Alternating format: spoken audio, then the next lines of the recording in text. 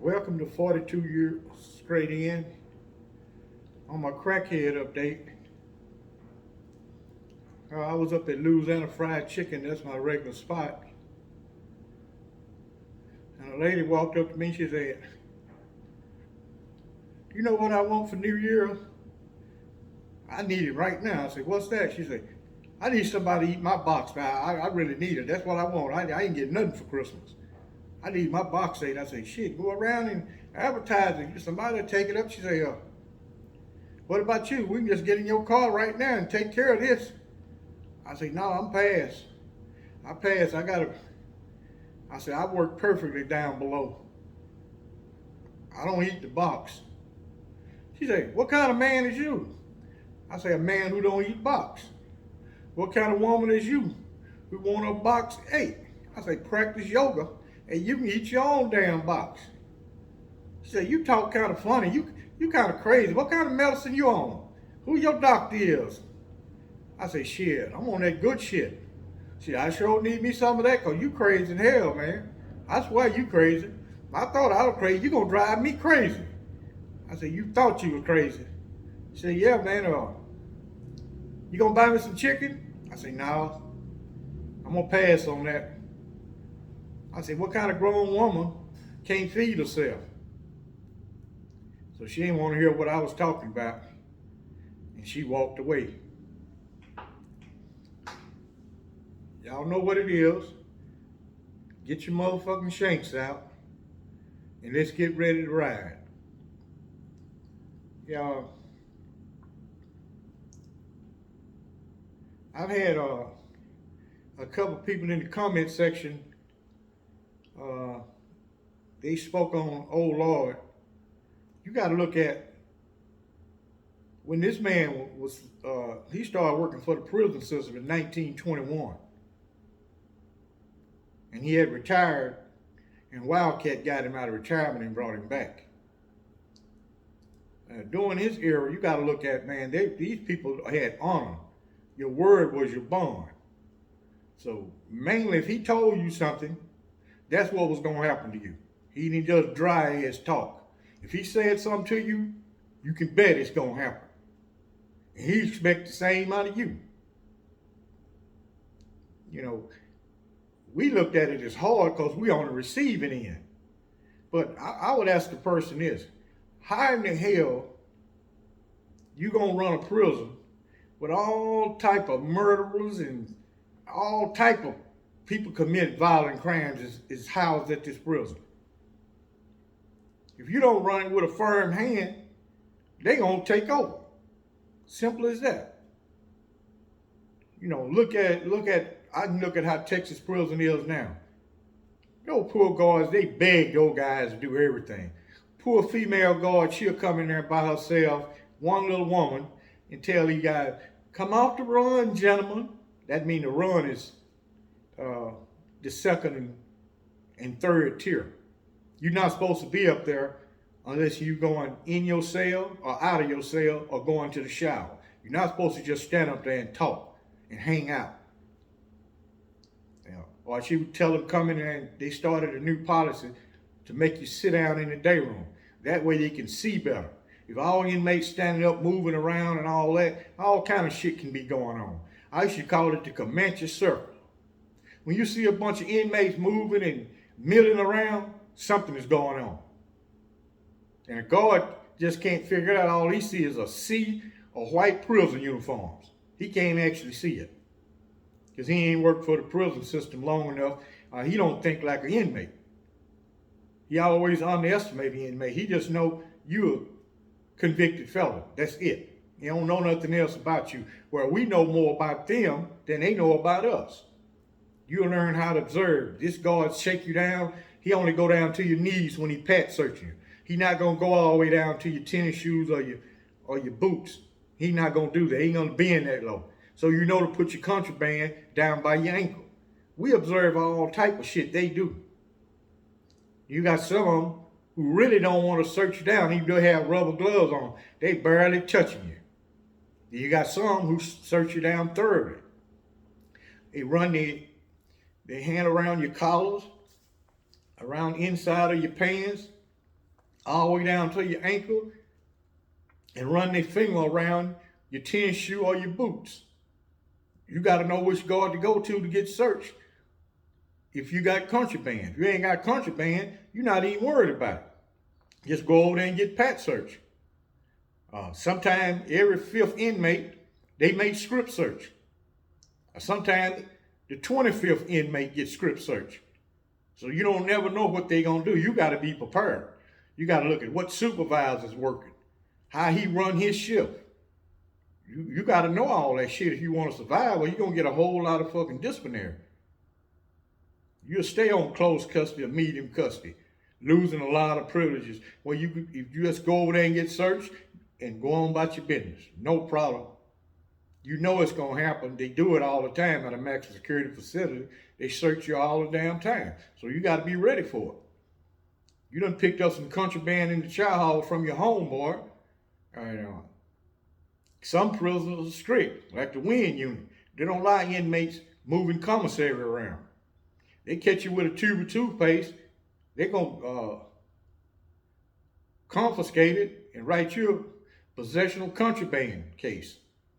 But some prisoners, they don't give a damn about inmate commissary. You just can't have a whole lot of it moving around. And they'll let you make it. You got a bag of coffee, they'll just let you make it with that coffee. They'll feel it, search it, ain't nothing wrong with it, they hand it back to you. It varies from prison to prison. But, it was, guards to me were way worse than old Lord. They write too much disciplinary. That's all they do is write disciplinary. They know back in the day, they had harsh punishment. Man, standing on that fucking wall, that's about the easiest punishment they had. Or they give you shelling peanuts. Or standing on the soda water crates. Or hanging by handcuffs. Or they had some punishment for your ass.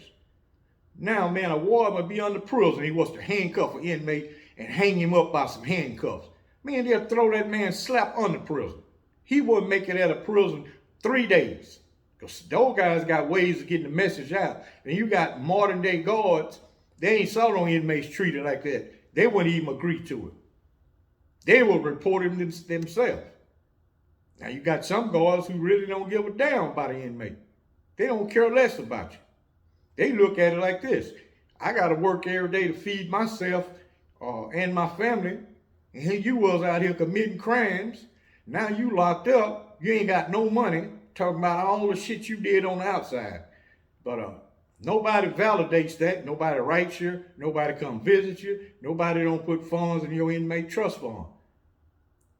People judge you on material shit. My old lady friends, a man would have to be a slap damn fool to deal with them. I just listen to how they talk and how they think.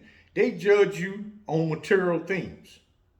I heard one of her friends say, they got good paying jobs. All of them make 6 figures. They all make 6 figures. And they were saying, a man got to bring more than what I have to the table. She got a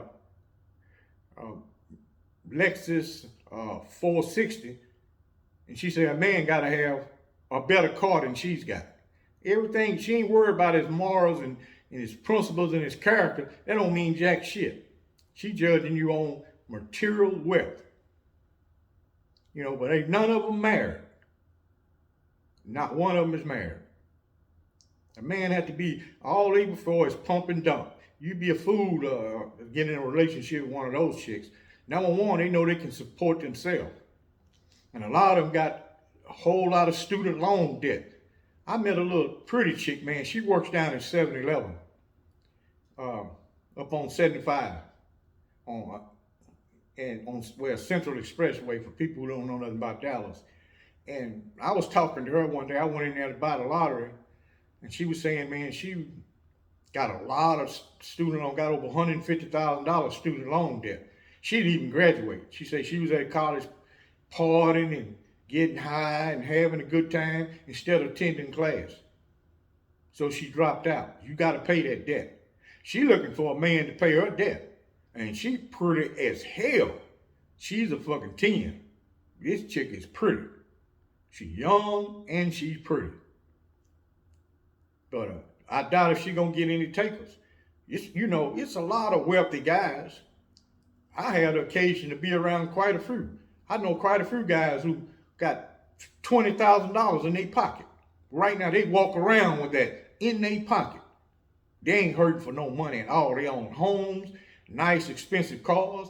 Most women who be talking that money shit, they don't even know a guy like him. Because he's got an abundance mindset. He know he can get him a woman. He got resources. He know that. He know his worth. So he ain't got to sell her for a woman with a struggle weave and sandals on. And 14 kids. He ain't got to sell her for that shit. And none of those guys are married. They are not married. You don't even travel in that circle. So how you gonna meet this high income guy? How you gonna meet him? You don't even travel in the circle. Then you look at him. Some of them don't dress with expensive clothes on, but you got to look at the vehicle he drives. They used to having money. So you look at him. He ain't all flashy, and some of them wear Rolexes and expensive ass watches. Some of them don't. But a woman, most females don't know men fashion. They can have on expensive shirts, hats and all that. They don't know what it costs. So like their favorite word, you dusty. I be looking at them, you dusty. You live on government dole. You ain't got no income. You the one that's dusty. What the hell I need you for? You got a box. That lady down the street got a box. The one live above me got a box. You ain't got no more than what the rest of them got. And you broke. Talking about somebody else is broke. You are broke. Your damn self. Living off of child support and welfare. Shit, you ain't got no money. That's a damn shame people don't look at your morals and principles. That's what I would more or less judge you on. Not your material wealth. But once we was at the East Ham unit and had this guy over there we call Baby Doll. Now Baby Doll came in the day room. It was Monday Night Football. Came in the day room making an announcement. I want everybody in this day room to know the next one called me Baby Doll, I'm gonna slap his ass. So it was a sergeant standing at the bars just looking in the day room. East Ham is one of the old prisons where they got bars that separate the day room from the cells. And he was just standing there looking. His name's Sergeant Ali. And Ali came on, unlocked the day room door and came in and told him, say, if one of these guys get on your ass, I'm not gonna break it up. If somebody get on my ass, don't even worry about it. If I can't get him off, let him stay on me. So it's Monday Night Football, man. These guys, they gamble on East Ham. That is a gambling prison. Man, it'd be thousands of dollars bet on these football games. And people got their wine and shit in there in the day room, so nobody don't want to start no fight and they have to search the day room. You're going to lose a lot of fucking contraband. So he made that statement. Some guys just looked at it. Boy, we came in the day room that next morning. They called day room at 7 o'clock. Baby Doll came in the day room. So everybody wait till the guard left, lock the door, go over to another cell block to let them out of their cell for day room time and outside rec. So everybody's sitting there. Someone guy stood up and looking, trying to see where the picket guard, the guard who opened the doors, where is she at? So she done crossed over the walkway and went over on the other side of the prison. So dude went over there and got on Baby Doll ass. Dude said, why you got to make a public service announcement? You know you's a hoe. That's how we say it in Texas. That mean dick in the booty. A whore. That mean you cool, man. When they call you a hoe in that Texas slang, that mean it's on for real. He said, you know you's a hoe. So he looking at me, he said, I'll fight. I don't give a goddamn. I ain't gonna be no Baby Doll no more. That dude got the whooping Baby Doll ass. Baby Doll went to holler. I got on panties. I'm a real woman. Don't hit. Boy, that motherfucker was screaming in that day room. So I heard one of the guards out in the hallway say, I think they fighting on S-Line. But he was really cool as hell. He walked up to the window and looked in the day room and see his baby doll getting his ass tore up. That dude whooped the shit out of baby doll. Baby doll, when we come back from chow, the day room was crowded until they opened the doors and let people in their cell to go to work, or go to school, or get ready for noon rec. Baby doll made another public service tonight. He said, let it be known, I'm back baby doll. And I'm looking for me a man. Boy, you'd be surprised what an ass whooping to do for you. Ass whooping solve a whole lot of shit. I'm talking about a real ass whooping. Not no wrestling and all that. I'm talking about a motherfucker beat the brakes off your ass. You'd be surprised the effect that'll have on you. That'll change your whole perspective. You'll know everything about you'll know all the social economic principles, mathematic formulas. You'll know all that shit with a good ass whooping. Y'all got to run some errors, so I got to get this video uploaded. Y'all keep your motherfucking shanks ready. It's almost check time for them to get them crazy checks on the 1st. I think some of them get them on the 29th, 28th, something like that. But y'all stay ready. It's still not 2022. These fuckers is broke and they looking. They hunting for shit. And don't be a victim. Y'all support me over on Patreon. Like and subscribe. And I thank you for watching.